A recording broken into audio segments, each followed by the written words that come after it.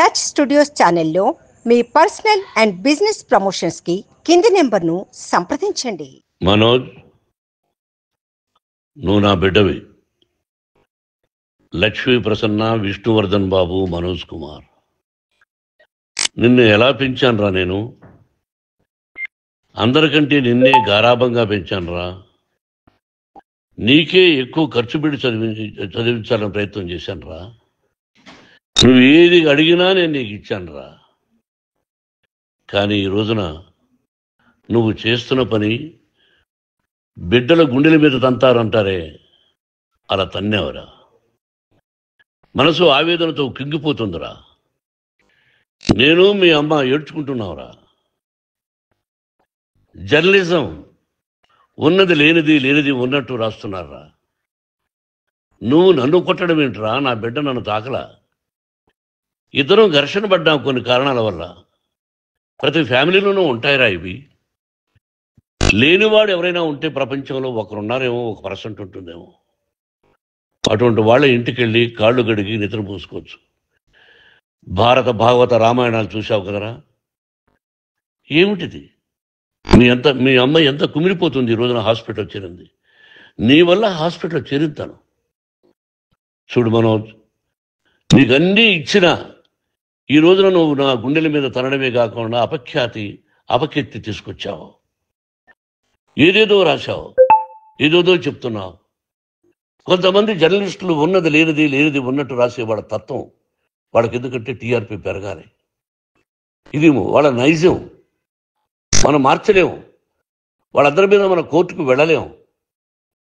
Walk స్వాతంత్రం అంటారు, ప్రజాస్వామ్యం అంటారు. ప్రజాస్వామ్యంలో కూడా కొన్ని హద్దులు ఉన్నాయి. ఇది నీకు తెలుసు అనుకున్నా. ఎంత మంచి నటుడివి నువ్వు. నీ భార్య మాటలు విని తాగుడుకు అలవాటు పడిపోయావు. వింటున్నావా మనోజ్? ఎవరిని నమ్మాలో ఎవరిని నమ్మకూడదో పరిస్థితి తీసుకొచ్చావు. విద్యాలయాలు ఎంత గొప్పవిరా. మనం 25% కులమతాలకు అతీతంగా ఫ్రీ ఎడ్యుకేషన్ ఇస్తున్నాంరా. క్యాస్ట్ అనేది తీసేశాను రా 92లో ప్రాస్పెక్ట్స్లో. నువ్వు చదువుకున్నావురా.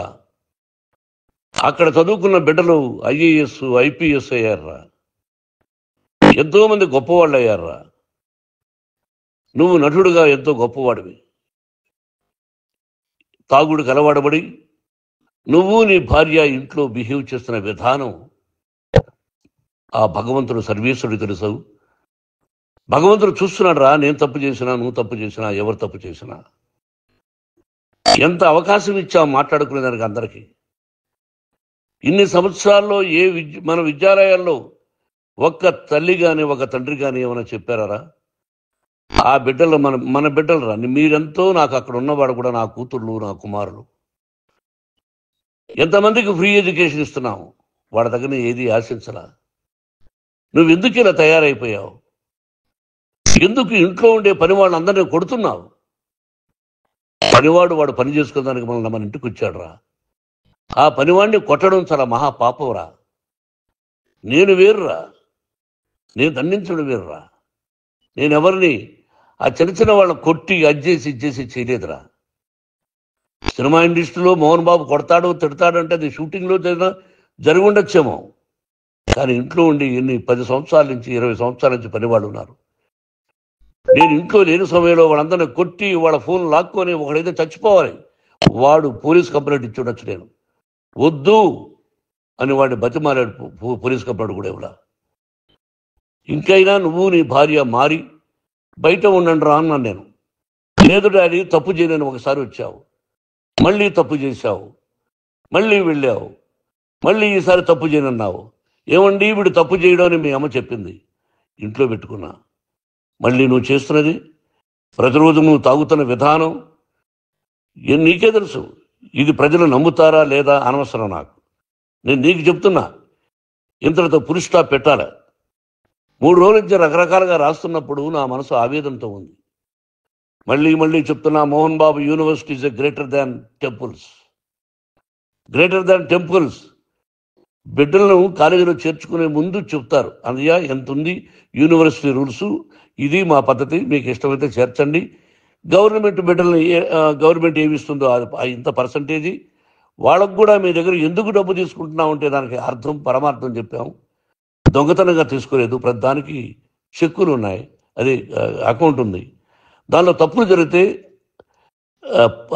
డిపార్ట్మెంట్ ఉంది, కాలేజీలో ఇంకేమైనా తప్పు జరిగితే గవర్నమెంట్ ఉంది. ఇవన్నీ నీకు తెలుసు.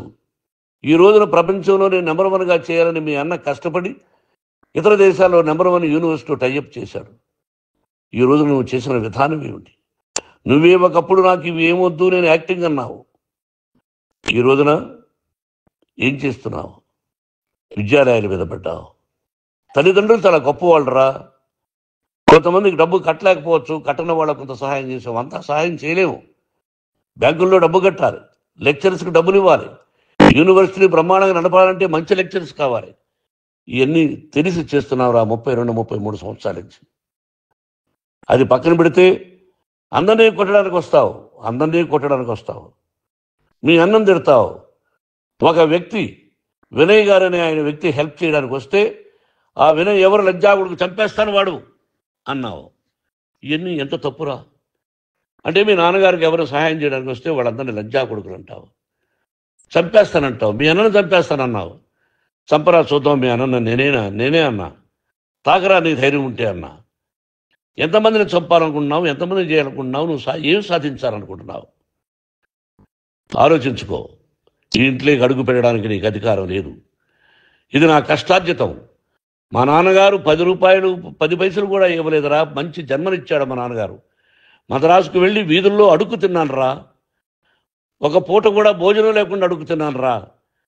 న్యాయంగా మోహన్ బాబు తిడతాడు కొడతాడంటారు కానీ మోసగడనం లేదురా. నీట్ పార్లమెంటేరియన్గా బయట వచ్చాను రా.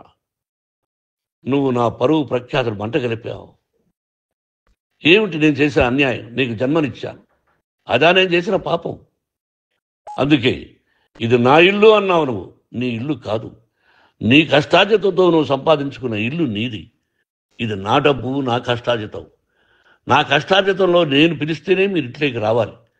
అటువంటిది పోగొట్టుకున్నావు నువ్వు. ఆస్తులు అంటావా, ముగ్గురికి సమానంగా రాయాలా లేదా అది నా ఇష్టం. ఆస్తులు ఇస్తానా, లేకపోతే గంగపాలు చేస్తానా, లేకపోతే ఎవరికైనా దానధర్మాలు చేస్తానా, అది నాకు సంబంధించిందిరా, నా కష్టార్జితం రా.